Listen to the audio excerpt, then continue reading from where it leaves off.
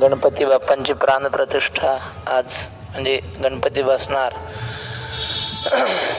म्हणून नाथ महाराजांनी ज्ञानोबाऱ्यांनी तर हे जवळजवळ 21 ओव्या ज्ञानेश्वरीची सुरुवात गणपती बाप्पांचंच वर्णन केलं आहे. आपण सुरुवातीला पाहिलं होतं, एखादा श्रीमंत असेल तर तो काय करतो, सोन्याचा गणपती करतो. थोडा त्याच्यापेक्षा कमी श्रीमंत असेल तो चांदीचा गणपती करतो. आपल्या प्रत्येकाच्या देवाऱ्यात पितळेचा गणपती असतोच.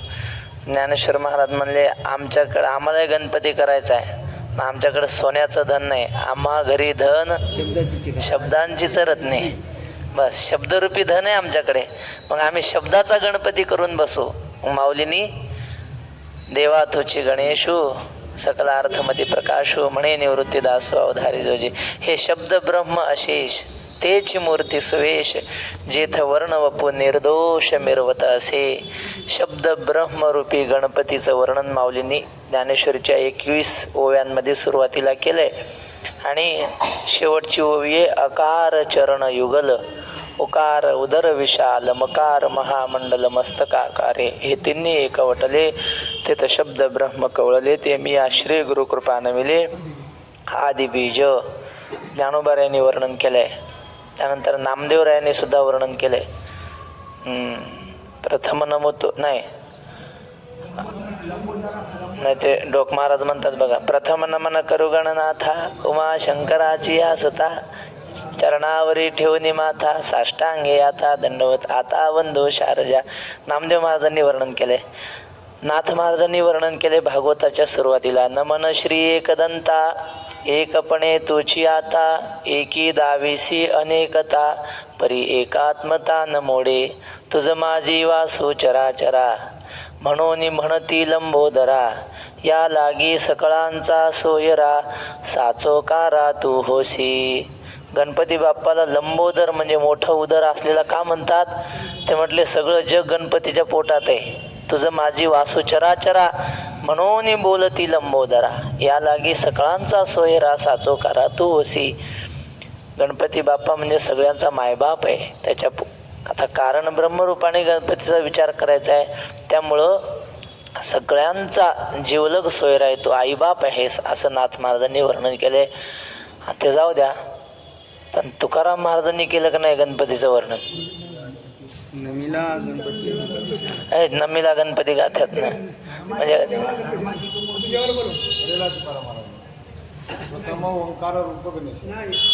ते सांगायचं नाही. देवडी अजिबात नाही. मी सांगतो आहे, पण तुम्ही सांगितलं ते नाही. हम करे सो कायदा. ते कावडीचे अभंग आहेत. प्रथम नमोतो विनायक ठेवणी गुरुचरणी मस्तक वदेल प्रासादिक वाणी हरिहरांचे पोवाडी आहा रे भाई. हा गाथ्यातला अभंग आहे. त्याच्यात प्रथम नमूतो विनायक. तसे बघा तुकोबाऱ्यांनी वर्णन केलेले गणपतीचे खूप अभंग असतील, पण सध्या गाथ्यात असलेलं तुम्हाला सांगितलं मी. मग कोणी म्हणतात नवीला गणपती माऊली सारजा, पण ते आता या देवडीकरांच्या प्रतीत नसल्यामुळं वारकरी म्हणत नाहीत. देहूकरांच्या प्रतीमध्ये नाटाच्या अभंगाच्या आधी एक चौचरणी गणपतीचं वर्णन करणारा अभंग आहे. मला तो पाठ नाही, पण मी पाहिलं बाबाकडे असताना. बाबाकडे तो गाथा होता मोठा, पण मग ते वाचायचो कधी मधी. तर गणपतीचं वर्णन सगळ्या संतांनी केलं आहे, कारण गणपती म्हणजे विद्येची देवता आहे. प्रथम गणपतीला कुठलंही शुभ कार्य असो, प्रथम पूजेचा मान गणपती बाप्पांना आहे. तेव्हा आज गणेशांची प्राणप्रतिष्ठा असल्यामुळे सगळीकडे गणपती बाप्पांचा उत्सव आहे. त्यानिमित्तानं आपण 2 शब्द बोललेलो आहोत. अर्जुन उवाच स्थितप्रज्ञस्य का भाषा समाधिस्थस्य केशव स्थितधीः किं प्रभाषेत किमासीत व्रजेत किम. काल आपण श्लोक अन्वय पाहिला, तरी पण एकदा पाहतो. परत सांगतो. हे केशव, केशव एक, समाधिस्थस्य 2, स्थितप्रज्ञस्य 3, का भाषा 4 आणि खालची संपूर्ण ओळ 5 आकड्यामध्ये. हे केशवा, समाधिस्थस्य म्हणजे समाधीमध्ये स्थिर झालेल्या, स्थितप्रज्ञस्य म्हणजे ज्याची बुद्धी परमात्मा स्वरूपाच्या ठिकाणी स्थिर झालेली आहे अशाचे, सिय लागला म्हणजे षष्टी एक वचन, चे चाचीचे. का भाषा, त्याचं कसं वर्णन करता येईल बरं, असं का भाषा म्हणजे त्याचं कसं वर्णन करता येईल. स्थितधीही किं प्रभाषेत, असा जो स्थिर बुद्धी झालेला महात्मा तो कसा बोलतो.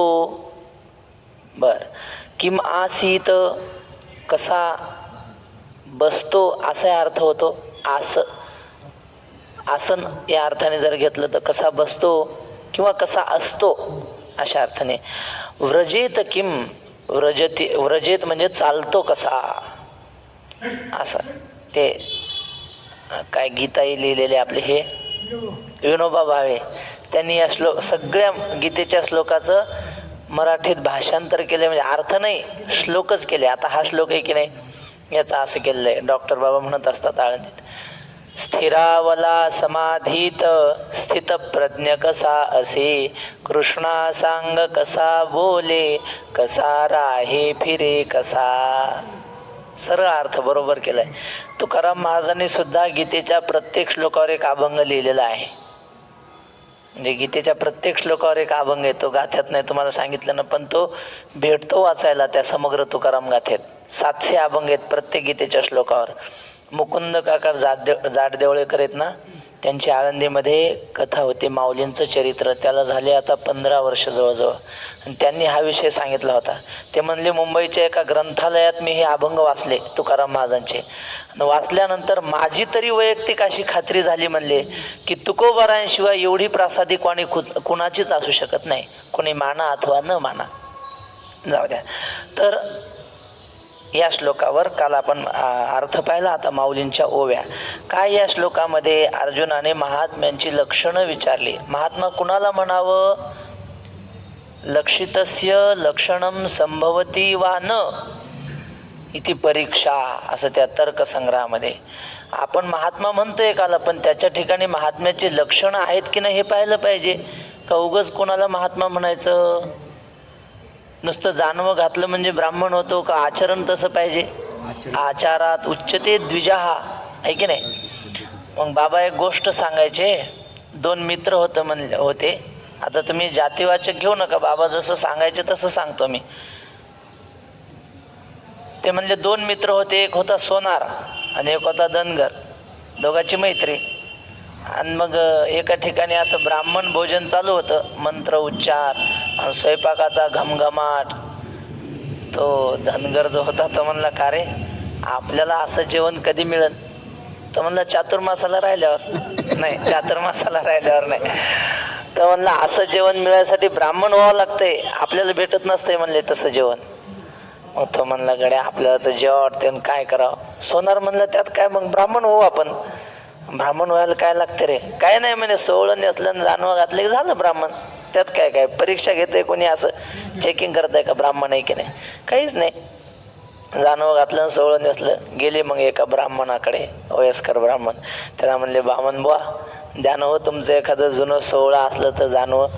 घेतलं मागून दोघांना 2 ब्राह्मणाकडून. नेसलं सोवळं, जानवं घातलं आणि गेले. पण तो कोपऱ्याला उभा राहिला तो धनगराचा म्हणे, कार्य मग ते मंत्र म्हणतील ना 15वा अध्याय आणि ते मंत्र, आणि आपल्याला येणार नाही, मग काय करा. तर म्हणे काय नाही, त्यांनी मंत्र सुरू केले की आपण न्याम न्याम न्याम न्याम न्याम न्याम न्याम न्याम करत जावं. म्हणजे तोंड हलवायचं.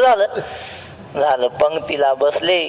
त्यांनी मंत्र सुरू केले की यांनी सुरू केलं न्याम न्याम न्याम न्याम. जमलं ते. अध्याय झाला. मग आता ते संकल्प सोडला आणि पाणी फिरवायची वेळ आली. यानं काय केलं, धनगरानं पुढच्या माणसाकडे पाहिलं. त्यानं असं पाणी फिरवलं आता तो उलट समोर बसल्या माणसाने असं यानं असं फिरवायला पाहिजे ना, यानं असंच फिरवलं. शेजारचा ब्राह्मण म्हणे, का रे उलट पाणी फिरवतो, धनगर आहेस का म्हणे. त्याला वाटलं ओळखलं गड्या. उठला.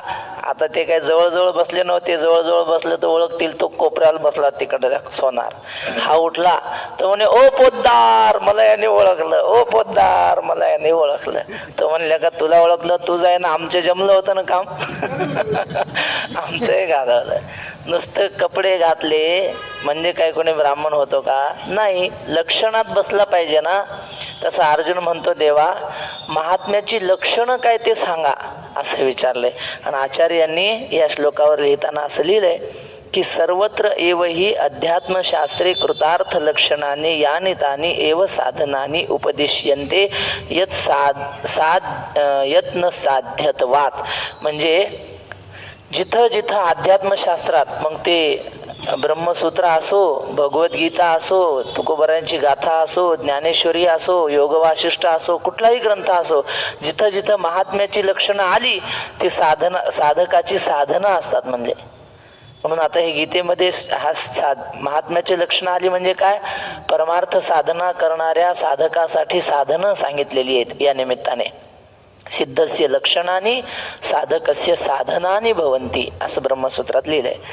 तर स्थितप्रज्ञाची लक्षणं, पण स्थितप्रज्ञ म्हणजे काय त्याची व्याख्या आचार्यांनी लिहिली, अनेक लिहिल्या. त्यातली एक सोपी अशी आहे की स्थिता प्रतिष्ठिता अहम अस्मी परम ब्रह्म इति प्रज्ञा यस्य सहा स्थितप्रज्ञा.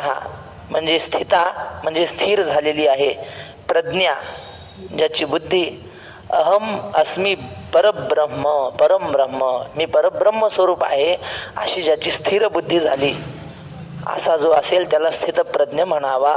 परत सांगू, स्थिता प्रतिष्ठिता अहम अस्मी परम ब्रह्म इति प्रज्ञा यस्य स स्थितप्रज्ञा.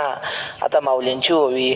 तेथ अर्जुन म्हणे, देवा हाची अभिप्राय वाघवा, मी पुसेना आता सांगावा कृपानिधी. त्या ठिकाणी अर्जुन म्हणला, देवा हाच अभिप्राय, म्हणजे तू आता ज्ञानांचं वर्णन करून सांगितलं की नाही, याच संबंधी मी तुला विचारणार आहे. तू म्हणतोस ना की तू निष्काम कर्मयोगाचं अनुष्ठान केलं तर योग स्थितीला प्राप्त होशील, असं तू म्हणाला ना देवा.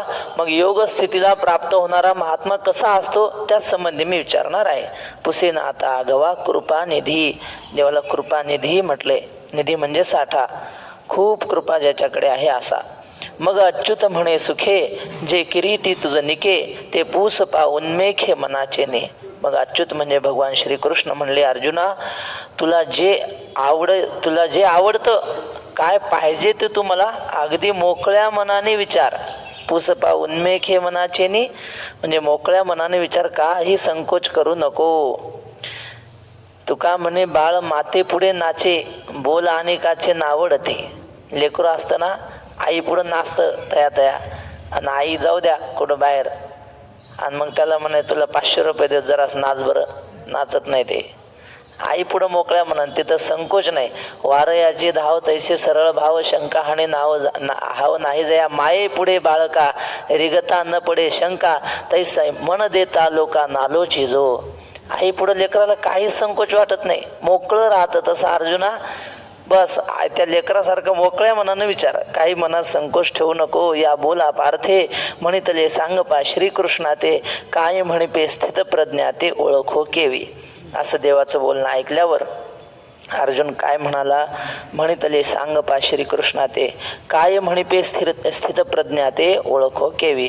म्हणजे स्थितप्रज्ञाला काय म्हणावं, त्याचं कसं वर्णन करावं किंवा ओळखो केवी, त्याला कशावरून ओळखावं.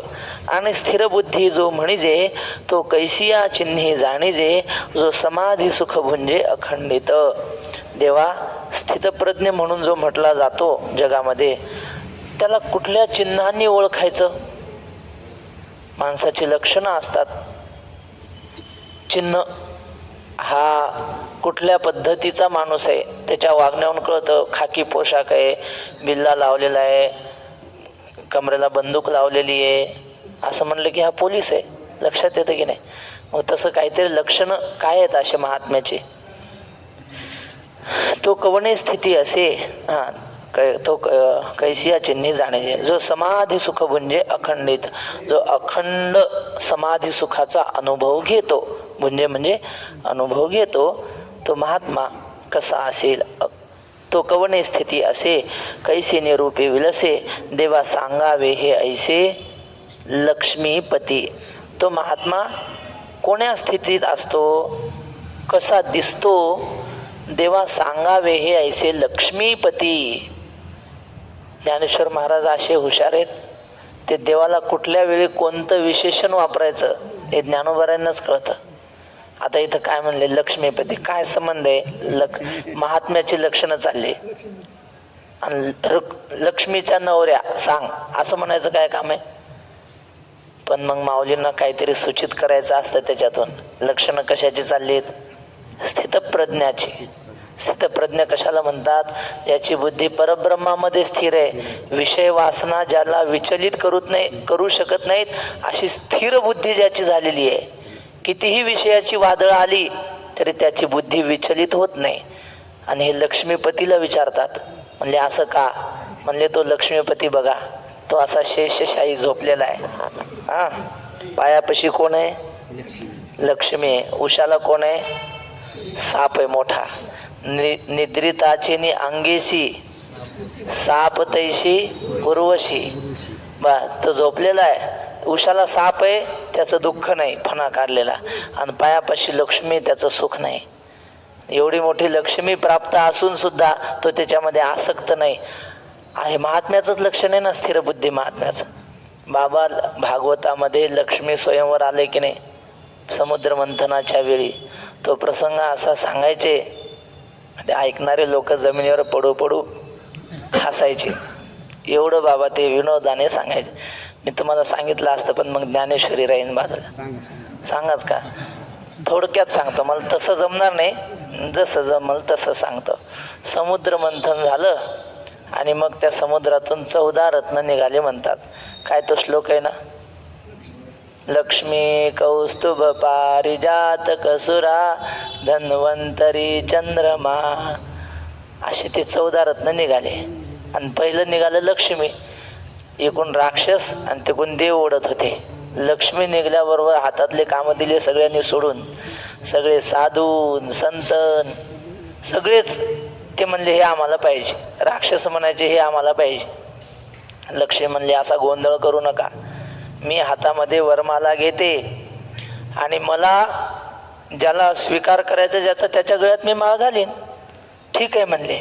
पण मग हे साधू संत होते, राक्षस होते, ते म्हणले आपण चांगले दिसलो पाहिजे. गेले, दाढ्या वाढलेल्या होत्या, दाढ्या केल्या म्हणले. काळे होते दिसायला, नदीवर गेले, अंग घासून राहिले, गोरा दिसलो पाहिजे बाबा म्हणायचे. आणि मग दुसऱ्या दिवशी राहिले रांगेत उभे, एकीकून देव एकीकून राक्षस ऋषी. ती लक्ष्मी हातामध्ये वरमाला घेऊन आली, पण तिला काही ओळखच नाही कोणाची. तो यक्ष होता एक देवांचा सेवक, त्याला असं बोलवलं इकडे ये म्हणे. त्याला वाटलं माझा स्वीकार केला, तो जो कुद्या मारे बाबा म्हणायचे, जो उड्या मारायचा. ती म्हणली अरे इकडे ये, तुला फक्त मी माहिती मागवण्यासाठी बोलवलंय. हा कोण आहे, तो कोण आहे. त्याला म्हणले सांग. कन्या वरयते रूपम असं शास्त्र आहे. मी त्रिभुवन सुंदरी आहे, माझ्या रूपाला शोभेल असा पती कोण आहे सांग. तो म्हणला जगात किती एखादा सुंदर असलात लोक म्हणतात चंद्रासारखा सुंदर आहे. म्हणजे चंद्र सुंदरतेचं लक्षण आहे की नाही. तो चंद्रच बारीत उभा आहे म्हणे, या तपा चंद्र उभा आहे. तुला सुंदर पती पाहिजे ना, तो चंद्र आहे इथं उभा. ती म्हणली हो चंद्र आहे, पण त्याचं रेकॉर्ड खराब होईल आहे म्हणतात. असं बाबा म्हणायचे. ते गेला होता ना त्या ऋषी पत्नी, काय नाही तारा नाही, गौतम ऋषीच्या आश्रमात गेला होता ना, इंद्राला मदत केली. असा म्हणजे ज्याची अपकीर्ती झालेली आहे, असा ज्याच्यावर डाग आहे तो नाही पाहिजे. सुंदर असला म्हणजे काय करता, आचरण चांगलं नाही पाहिजे, असा भ्रष्टपती नाही पाहिजे. मग आचरण शुद्ध पाहिजे, ऐश्वर्य संपन्न नाही पाहिजे. मग तो म्हणे असा कोण आहे, इंद्र आहे म्हणले. असा त्रिभुवन सुंदर आहे, संपत्ती आहे, त्याच्याकडे डाग नाही काही. इंद्र. ती म्हणे इंद्र आहे, पण तो त्या चंद्राच्या कट कारस्थानात होता. आणि पुन्हा भित्रा, पुन्हा त्याच्यावर आक्रमण आलं की चालला विष्णूकडे पळत, चालला महादेवाकडे. असा भित्रा नवरा पाहिजे का? भित्रा नाही, पराक्रमी पाहिजे. पराक्रमी. पराक्रमी कोण आहे? परशुराम आहे म्हणे पराक्रमी. एकट्याने 21 वेळा निक्षत्रिय पृथ्वी केली, एकट्या परशुरामाने. पराक्रमी आहे. परशुरामाला करा म्हणे मग पती. ती म्हणे परशुराम पराक्रमी आहे, पण का रे, त्याने एकदा मायच मारली होती म्हणतात कुऱ्हाडीनं. माईचं मुंडकं तोडलं होता. मग जो माईला कुऱ्हाडीनं तोडते तो बायकोला तोडायला घाबरीन का? असा नाही पाहिजे. पत्नीवर प्रेम करणारा पाहिजे. मग आता पत्नीवर प्रेम करणारा कोण आहे? कोण आहे? महादेव आहे म्हणे पत्नीवर. त्याचं आणि पार्वतीचं कधी भांडण झालं का? मग त्याच्या घरात सगळं विरोधी वातावरण, कोणाचं कोणाशी जमत नाही. गणपतीच्या जवळ उंदीर आहे वाहन, आणि महादेवाच्या गळ्यात साप आहे. कट्टर वैर दोघाचं, पण भांडणं नाही. पार्वतीचं वाहन आहे सिंह, महादेवाचं नंदी. कट्टर वैर, पण भांडण नाही. महादेवाच्या गळ्यात साप आणि कार्तिक स्वामीचं वाहन मोर. सापाचं मोराचं अवघड, पण भांडण नाही. एवढं सगळं. बरं, दुसरं सगळ्यात महत्वाचं, 2 सवती आहेत एकाच घरात. एक डोक्यावर घेतली महादेवानं, गंगा आणि पार्वती, पण तरी सुद्धा भांडणं नाही. असा सगळ्यावर प्रेम करणारा, पत्नीवर प्रेम करणारा महादेव. एवढं अजून काय प्रेम पाहिजे? डोक्यावर घेतली. बाबापाशी एक म्हातारी आजी आली. ती म्हणली, बाबा काय करा, आमच्या पोरानं बायको डोक्यावर घेतली. बाबा म्हणले, मग बरोबर आहे, महादेवाचा भक्त असेल म्हणे तो. महादेवानं नाही का गंगा घेतली? झालं. मग असा महादेव आहे.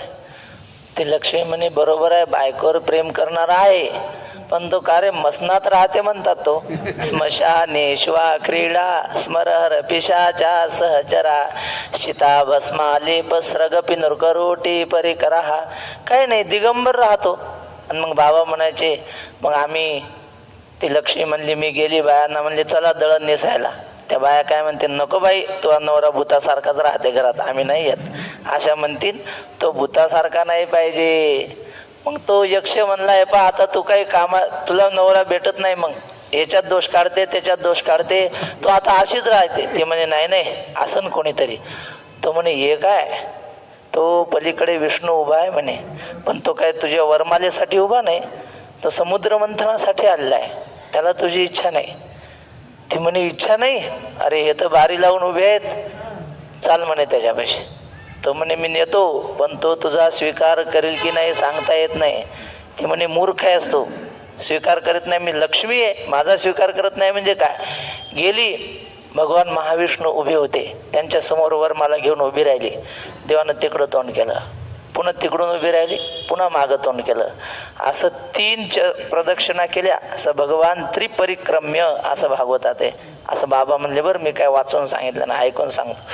तर 3 प्रदक्षिणा केल्या, पण लक्ष्मी अशी फिरायची जिकडं देवानं तोंड केलं तिकडं. आणि मग तिचा अभिमान जो होता, मी त्रिभुवन सुंदरी आहे. ज्ञानेश्वर महाराज म्हणतात, मग सर्वस्वे करूनी सेवा अभिमान सांडूनी पांडवा, ते पाय धुवावयाची या दैवा पात्र झाली. आपला अभिमान तिचा संपला आणि भगवंताचे पाय धुण्याची सेवा तिला मिळाली. मला हे कशाहून आठवलं, लक्ष्मीपती म्हणलं म्हणून. म्हणजे एवढी मोठी त्रिभुवन सुंदरी लक्ष्मीची त्याला आसक्ती नाही, तो आपल्या महिमेत आहे. असा स्थितप्रज्ञ, आणि त्याचीच लक्षणं ऐकायची, ते तुमच्याच तोंडून ऐकायची. भक्ताचा महिमा भक्तची जाणती. म्हणून अर्जुनाने श्रीकृष्णाला विचारलं, देवा सांगावे हे ऐसे लक्ष्मीपती, तव परब्रह्म अवतरणो, जो षड गुणाधिकरणो, तो काय तेथ श्री नारायणो बोलतो असे. तव परब्रह्म अवतरणो, भगवान श्रीकृष्ण म्हणजे काय आहे? साक्षात परब्रह्माचंच अवतीर्ण रूप आहे. संत श्री गुलाबराव महाराज म्हणतात, बरं ते म्हणले, आपण काय म्हणतो वेदांतात, हे जग सगळं विवर्त आहे. म्हणजे भासमान आहे, दोरीवर जसा सर्प भासला तसं जग भासले.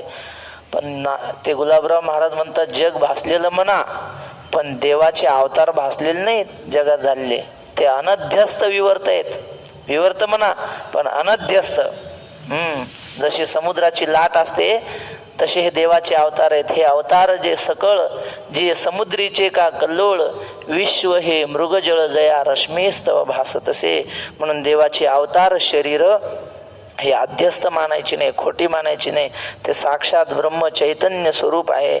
असा परब्रह्म अवतरणू जो षडगुणाधिकरणू 6 प्रकारचे गुण आहेत देवामध्ये.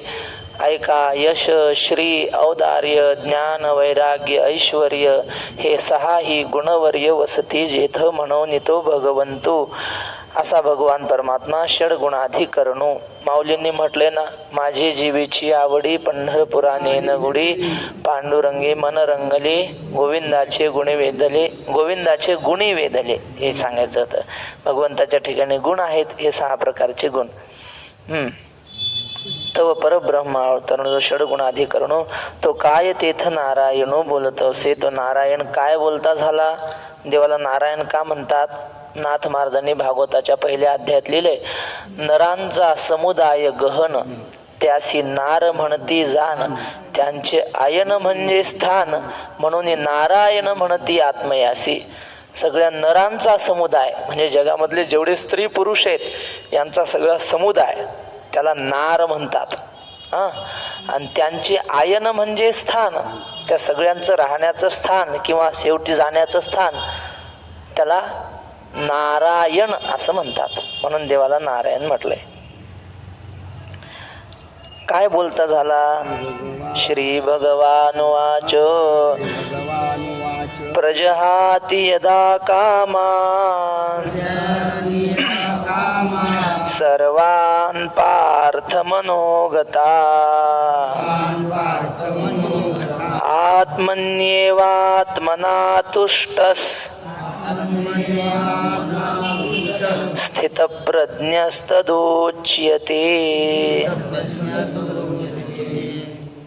पार्थ 1, यदा 2, मनोगतान 3, सर्वान 4, कामान 5, प्रजहाती 6. खालची ओळ सरळच आहे, 7 लिहा वाटल्यास खालच्या ओळीला. हे पार्थ म्हणजे हे अर्जुना, यदा म्हणजे जेव्हा, मनोगतान म्हणजे मनामध्ये असलेले, सर्वान म्हणजे सर्व, कामान म्हणजे सगळ्या इच्छा, प्रजहाती म्हणजे नष्ट होतात, आणि आत्मनी आत्मना तुष्टः, आत्मनी आत्मना एव तुष्टः म्हणजे स्वतःच्या अंतःकरणात स्वतःविषयी समाधानी असतो तो. म्हणजे काही बाहेरचा विषय मिळवण्याची गरज नाही, मनातच संतुष्ट. स्थितप्रज्ञः तदा उच्यते, त्याला स्थितप्रज्ञ म्हणतात. आता काय, तर भगवंताने महात्म्याचं लक्षण सांगताना असं सांगितलंय, सगळ्या कामनांचा त्याग करतो. आता माऊलींची ओवी, मला काहीतरी सांगायचं होतं ते राहिलं गेलं आता कुठं. हे पार्थ प्रजा सर्वान काम.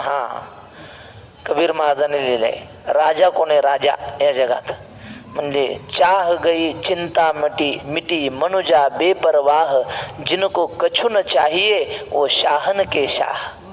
चाह गई काही इच्छाच नाही, चिंता मिटी काही चिंताच नाही राहिली जीवनात. मनुजा बेपरवाह कशाची पर्वा करत नाही, संपत्ती गेली पर्वा नाही, देह जाण्याची वेळ आली तरी पर्वा नाही. जिनको कछु न चाहिए वो शाहन के शाह, ज्याला काहीच नको असतं ना तो राजाचा राजा आहे. मी आपण मागं पाहिलं होतं एकदा, एक संन्यासी महात्मा असं वाळवंटात बसला, असे मागे हात टेकवले आणि सकाळी 8:30-8 वाजता असं थंडीचे दिवस उन्हाला पाय पसरून बसला, मस्त सूर्याकडे तोंड करून निवांत बसला असा आकाशाकडे पाहत. ज्ञानेश्वर महाराजांनी लिहिले, असा महात्मा आकाशाशी बोलत असतो, त्याला बोलायला आवडतं, कोणाशी मित्राशी नाही, आकाशाशी. वायू आणि तया पडे म्हणजे वाऱ्याचं त्याचं लय जमतं. वायू आणि तया पडे, वायू आणि तया पडे म्हणजे काय, जसा वारा एका जागी राहत नाही तसा हा साधू घुमता भला. धुनी जलती भली गंगा बहती भली साधू घुमता भला. तसा तो फिरत राहतो. वायू आणि तया पडे आणि गगनेशी बोलो आवडे. आकाशाशी त्याला बोलावं वाटतं. जीवे प्राणे झाडे पढियंती जया. महात्म्याचं लक्षण सांगितलं. तर तसा तो महात्मा असा मस्त आकाशाकडे पाहत बसला कोवळ्या उन्हात. एक राजाची स्वारी चालली होती. कोणीतरी सांगितलं महाराज फार मोठा साधू बसलाय तिथं. राजा सात्विक होता बिचारा, उतरला खाली. महात्म्याच्या समोर उभा राहिला, दर्शन घेतलं, हात जोडून उभा राहिला. म्हटलं महाराज महाराज मी या भागातला राजा आहे. तुमच्यासारखा संत महात्मा माझ्या भागात आला, मला आनंद वाटतो. तुम्ही काय पाहिजे ते माझ्याकडून मागून घ्या. काय पाहिजे तुम्हाला सांगा. महात्म्याने असं राजाकडे पाहिलं आणि पुन्हा दुसरीकडं दुर्लक्ष केलं राजाकडे. तर पुन्हा पाया पडून म्हटलं महाराज काय पाहिजे असेल तर मागा माझ्याकडे, मी काही तुम्हाला द्यायला तयार आहे. मी वैष्णव आहे म्हणे. साधूने जर माझ्याकडे राज्य जरी मागितलं ना, मी राज्य द्यायला तयार आहे. मागा माझ्याकडे, काय पाहिजे तुम्हाला. तो साधू म्हणला मला ऊन पाहिजे, जरा बाजूला होती, सावली पडायली म्हणले मी अंगावर, बाकी काही नको. मी उन्हाला बसलोय, ती संपत्ती तिकडं चुलीत घाल, मला काही नको, मी आपलं निवांत, आम्हाला कशाला पाहिजे संपत्ती. तर राजा म्हणला महाराज अहो मी राजा आहे असं तुम्हाला कळाल्यावर तर तुम्ही असं व्यवस्थित बसायला पाहिजे ना. व्यवहार आहे हा. साधा माणूस कोणी असला का आपण अशा पाय पसरून बसतो का. कोणी आलं की व्यवस्थित बसतो. जरा मी राजा आहे असं कळाल्यावर तुम्ही मांडी घालायला पाहिजे होती. पाय पसरून बसले. तर म्हणे हो मी हात पसरले नाही म्हणून पाय पसरून बसलो म्हणे. ज्याने हात पसरले तो पाय पसरून बसू शकत नाही, म्हणजे आपल्या मस्तीत नाही राहू शकत तो. मग त्याला आमदार साहेब आले की कीर्तनात तेच अर्धा तास वर्णन करावं लागतंय. म्हणजे ज्याने घेतलंय त्याला. तसे आम्ही मिंदे नाही. सांगण्याचं तात्पर्य काय, कामान सर्वान कामान प्रजहाती. सर्व प्रकारच्या इच्छा ज्याच्या नष्ट झालेल्या असतात, काही मिळवण्याची इच्छा ज्याला नसते, आणि जो स्वतःविषयी संतुष्ट असतो. हे बघा आत्मना आत्मनी एव तुष्ट. प्रत्येक वेळी आत्मा शब्दाचा अर्थ कुटस्थ प्रत्येक साक्षी असाच घेतलं पाहिजे असं नाही. आत्म या शब्दाचा अर्थ कधी मन असाही होतो. म्हणजे उद्धरेद आत्मना आत्मानम 6व्या अध्यायात आहे. म्हणजे आपल्या आत्म्याने आपला उद्धार करावा असं नाही, आपल्या मनाने आपल्या अंतःकरणाने आपला उद्धार करून घ्यावा असा तिचा अर्थ आहे. तसं आत्मनी एव तुष्ट म्हणजे स्वतःच्या अंतःकरणात स्वतःच्या मनानेच तो समाधानी असतो. बाहेरून काही घ्यायचं काम नाही त्याला संतुष्टीसाठी. आता माऊलींची ओवी म्हणे अर्जुना पर्येसी जो हा अभिलाषु प्रौढ मानसी तो अंतराय स्वसुखेसी करीतो असे. अर्जुना ऐक बाबा, आपल्या स्वसुखापासून आपल्याला दूर कोण नेतं. अभिलाष म्हणजे काम. तुकाराम महाराज म्हणतात देवा हे काम मला नेतंय हिरावून, बाकी काही नाही. कामे नेले चित्त नेदी अवलोकु मुख बहु वाटे दुःख फुटो पाहे हृदय. कागा सासुरवासी मज केले भगवंता आपुलिया सत्ता स्वाधीनता ते नाही. आपण सुखीच आहोत, फक्त काय करतं हे काम हिरावून नेते मनाला. आणि मग काय देवा, बहु वाटे दुःख फुटो पाहे हृदय. सुखापासून दूर नेणारा काम आहे, विषयाची इच्छा आहे, आणि ती मात्र सुखापासून दूर नेते. वास्तविक काय सुख आहे महाराज. तुकोबाराने एक अभंगात वर्णन केले. येथील जे एक घडी. लहाने माऊली हा अभंग डॉक्टर बाबाकडे म्हटले होते एकदा याच चालीत, ते लक्षात राहिलं म्हणून म्हणतो. येथील जे एक घडी तये जोडी पार नाही. किती त्यांचा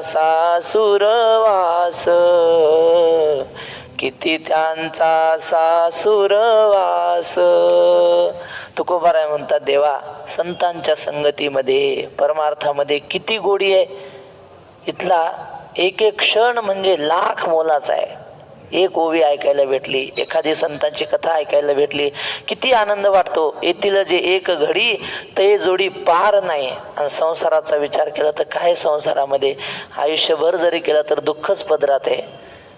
कैसा रस हा तेथे, हा रस आहे का तिथे, हा रस तिथे नाही. पण काय करावं, मन तिकडंच ओढून नेत आहे आनंद याच्यात, पण मन विषयाकडे आनंद आहे असं दाखवतं, मन फसवतं. तर अर्जुना, सुखरूप असलेल्या परमात्म्यापासून दुःखरूप संसाराकडे कोण नेतं, तर अभिलाषू प्रौढ मानसी, अंतःकरणामध्ये असलेली विषयांची इच्छा. अभिलाष म्हणजे इच्छा, प्रौढ म्हणजे फार मोठी प्रबल विषयांची इच्छा अंतःकरणात असते.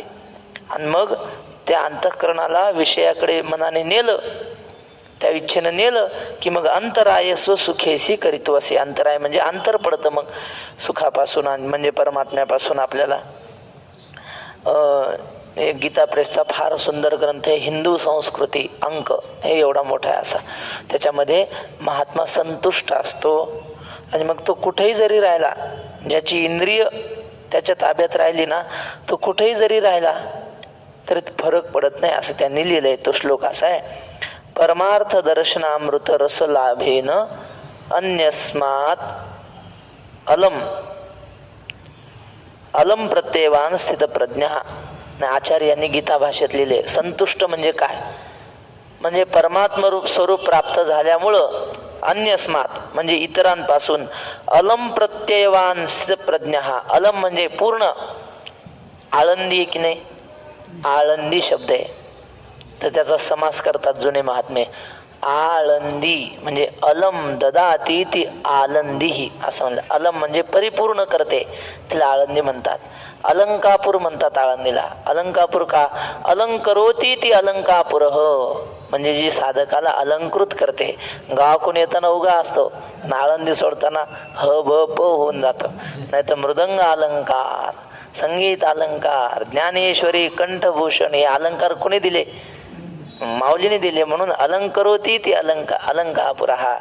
तसं त्या साधकाला आहे ना, सगळ्या इच्छा पूर्ण झाल्यामुळं अलम प्रत्ययवान. अलम म्हणजे पूर्ण. तुम्हाला काय पाहिजे का, नाही काही नको, आता भरपूर आहे. आमच्याकडे एक संस्था आहे, वारकरी शिक्षण संस्था आमच्या गावाकडे.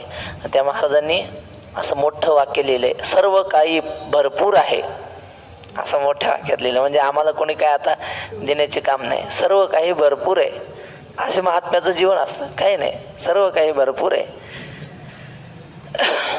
जो सर्वदा नित्य तृप्तो अंतःकरण भरितू परी विषया माझी पतितू जेणे संगे केजे. तसा आत्मस्वरूपाचा विचार केला, ब्रह्मरूप नित्य तृप्त आहे, त्याच्यात कशा प्रकारची अपेक्षा नाही. अंतःकरण भरितू, नित्यानंदाने अंतःकरण परिपूर्ण भरलेलं आहे. परी विषया माझी पतितू जेणे संगे केजे. पण अर्जुना, या ब्रह्मरूप असलेल्या जीवाला विषयामध्ये पतित ज्यामुळं केलं जातं तो कोण आहे, तो काम आहे. आणि मग तो काम ज्यांच्या अंतःकरणातून निघून गेलाय तो काम सर्वथा जाई. जयाची आत्मतोषी मन राहे, तोची स्थित प्रज्ञ होये पुरुष जाणे. असं विषयामध्ये ओढून नेणारा काम ज्यांच्या अंतःकरणातून समूळ नष्ट झालेला असतो, त्यामुळं जयाचे आत्मतोषी मन राहे, त्यांचा आत्मसंतुष्ट मन राहतं. तोच स्थितप्रज्ञ होय पुरुष जाणे, तो स्थितप्रज्ञ आहे असं जाणावं. अर्जुनानं विचारलं होतं ना पहिला प्रश्न, स्थितप्रज्ञस्य का भाषा, कोणाला स्थितप्रज्ञ म्हणावं, तर याला स्थितप्रज्ञ म्हणावं. अर्जुनाच्या प्रश्नाचं उत्तर दिलं. राहिलेला विषय उद्या. पुंडलिक वरदा हरी विठ्ठल श्री ज्ञानदेव. आता विश्व